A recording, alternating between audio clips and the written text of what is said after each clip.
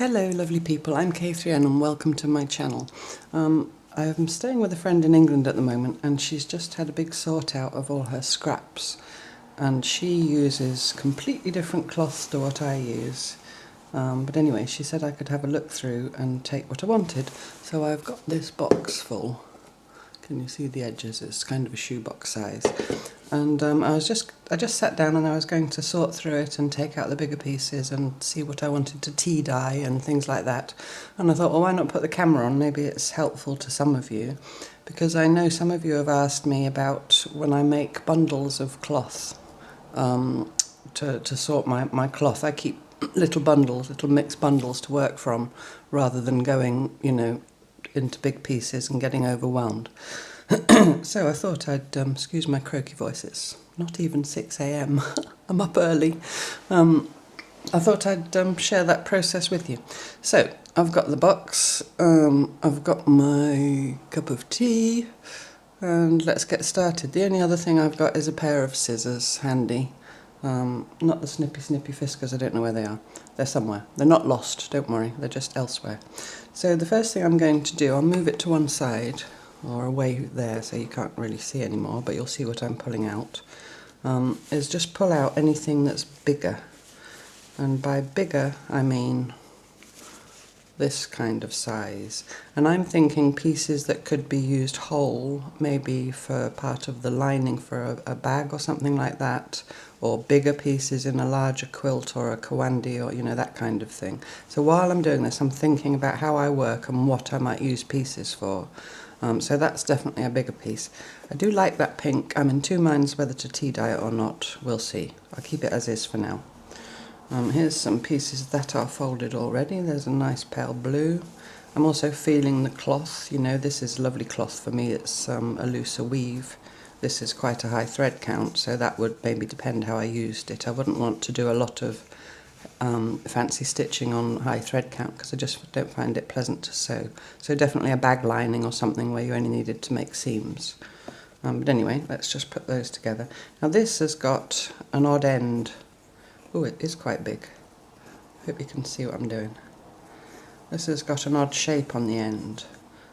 So sometimes I would then just square that off, and other times I wouldn't. I would sort of look at that and think, well, I could get a long strip from there, using this end.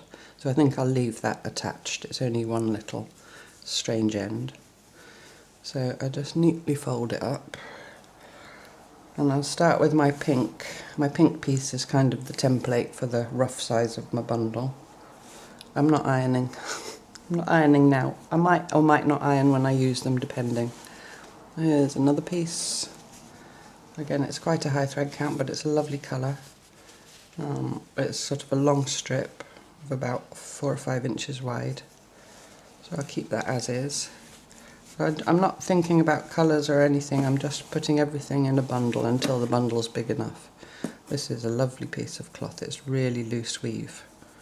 It's handy to have a receptacle standing by for your little bits. You can use all those little bits in surface embellishment as well, of course, and make things like aught beads and things like that with them.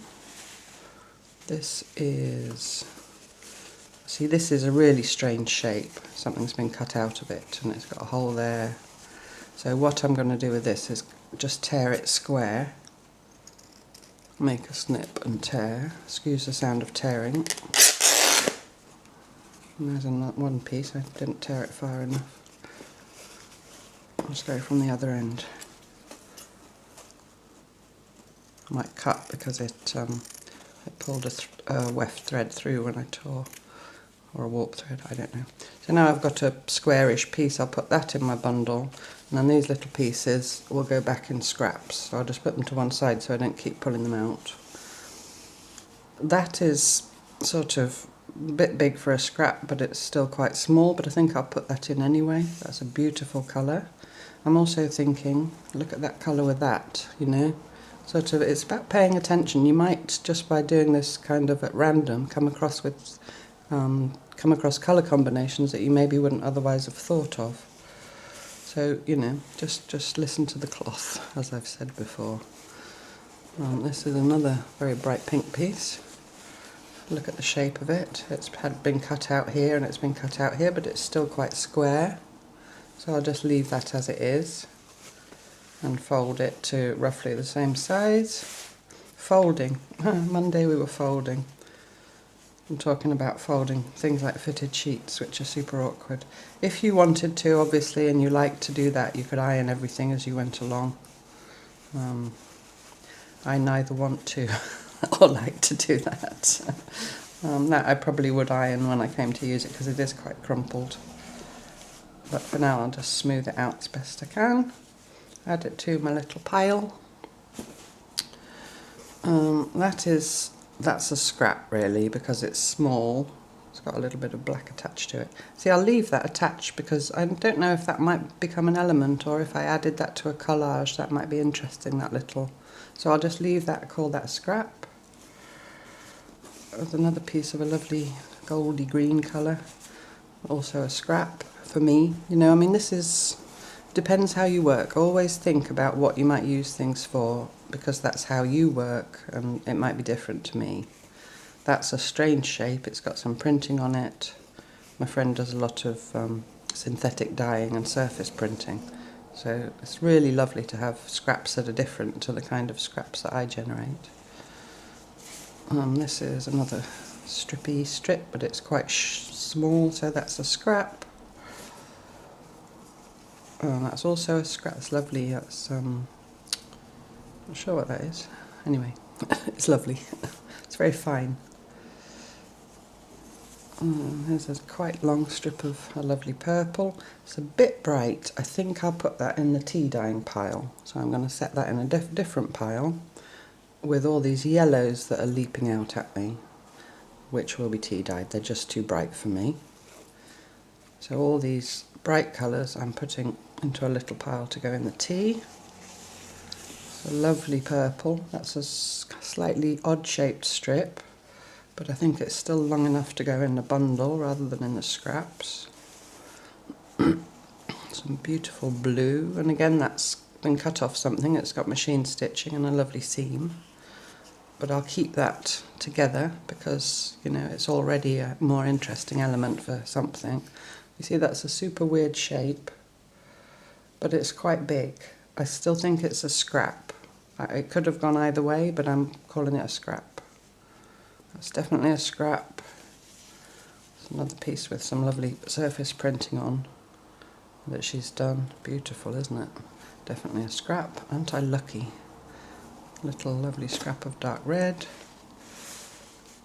This is, it's shorter, but it's wider, and that to me goes in a bundle. It's just because I know I'll use that, you know, that will make quite sizable squares. So that'll go in the bundle. And this piece of blue is definitely for the bundle. Again, I'll leave that because it's a squarish cutout. And it might mean that you can get longer strips here, you know, or whatever. Because I use a lot of strips when I do log cabins and that kind of thing. Cloth weaving. This bright yellow will go in the tea. This bright yellow will go in the tea.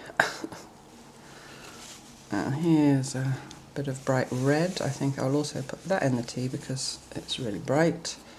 I'll put it in its entirety. It's a super weird shape, but then it's possible that I'll cut this piece off and put that in the scraps and put this end in the scraps with the fluffy selvage, and then the bigger piece could go in the bundle. But first it needs to be tea dyed because it's, at this time of the morning especially, it's tiny bit of silk for the scraps.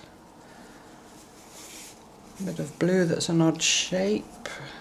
See there, that's only literally hanging by a thread, so I'm going to pull that off, put that in the scraps, that little bit, and then this bit can go in the bundle.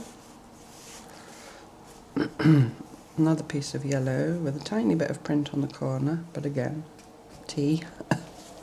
tea for two. This is a really weird shape. But you could get quite a long strip out of that main piece. I'm just looking where the grain is as well, if I can tear it straight. I think I'm going to tear that. Put a snip. Tearing coming up. tears nicely. And then that will go in the scraps. And then this strip I'll put in the bundle. I'll also take that little end piece off. I'll just cut it and put it in the scraps. And then this piece is for the bundle. Get rid of that. Another nice blue piece. Again, I'm going to get that end off for the scraps, and the main piece, I don't mind that cut out corner for reasons I said before. There's some more yellow for the T. Here's a huge piece of blue. Well, to me it's huge, but it's got a lovely hole in it there. So I can see that in a collage or something, and then you could do darning or make a, you know, make a feature of it. That's a strange shape. It's got this happening here. But again, I wouldn't want to cut that square because I might want strips off here. It might just, you know, be the size I want. So I'm just going to fold that edge in. I'm going to leave that and fold it. Just fold it in just to make it neat. And fold it and fold it and put it on the bundle. And in terms of the sizes of bundles, I just sort of look in my hand. I mean, doesn't that look nice already? Just organised like that. And actually the colours together, by chance, are beautiful. That's not big enough. I'm going to make it a bit bigger. But again, that's personal preference. It also would depend on where you're going to store your bundles. Here I'm using a drawer. Oops, sorry, I head-butted you. I'm using a kitchen drawer that's quite shallow, so I don't want my bundles to get too high.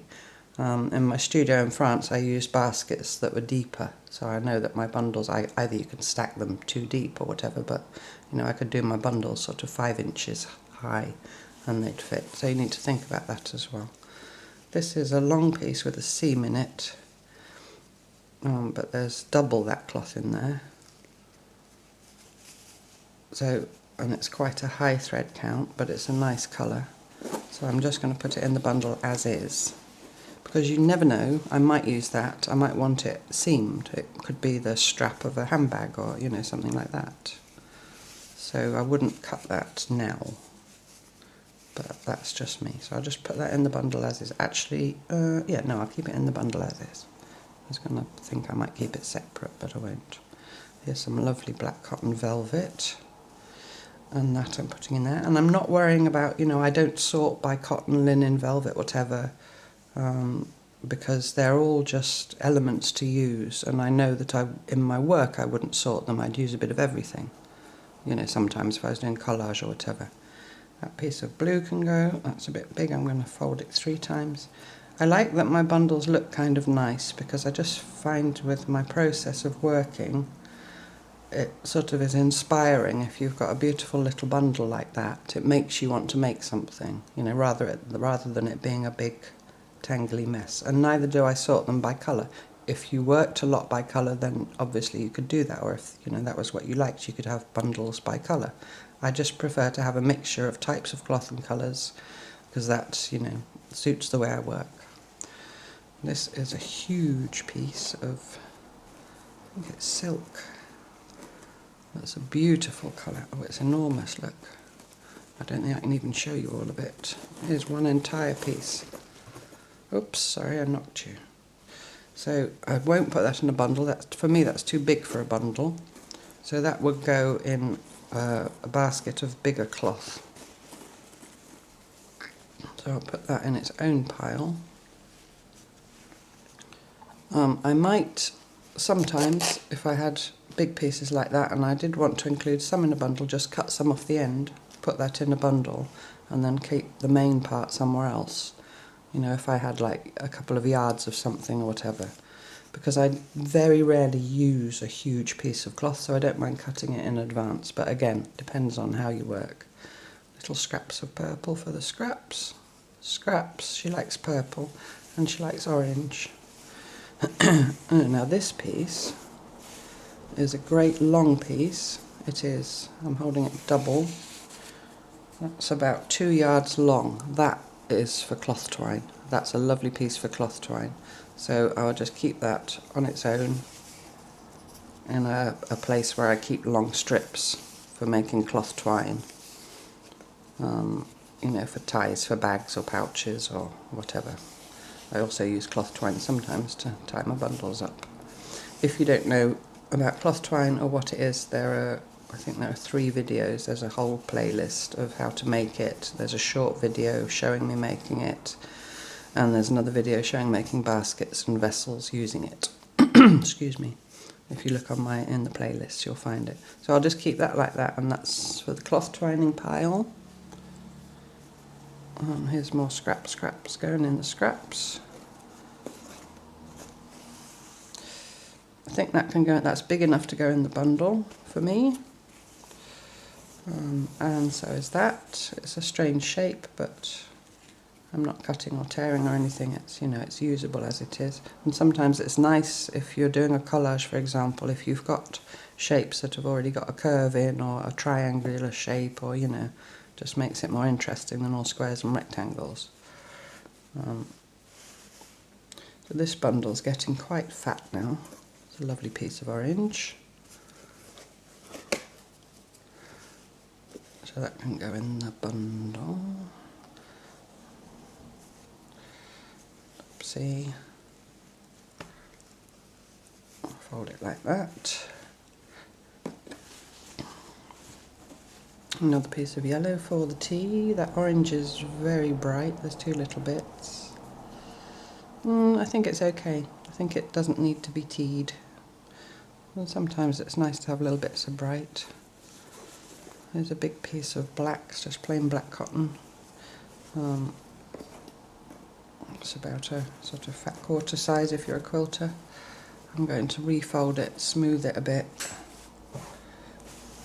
and put it with the other big piece, because it's partly because of the size and partly because it's plain black.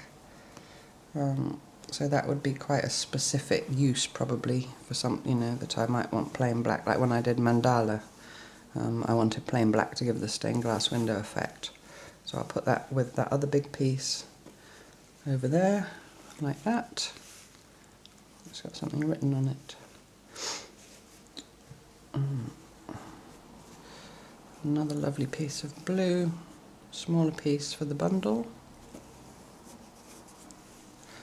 And then you can trim all this off if it bothers you. I actually quite like it, or maybe not that great long piece.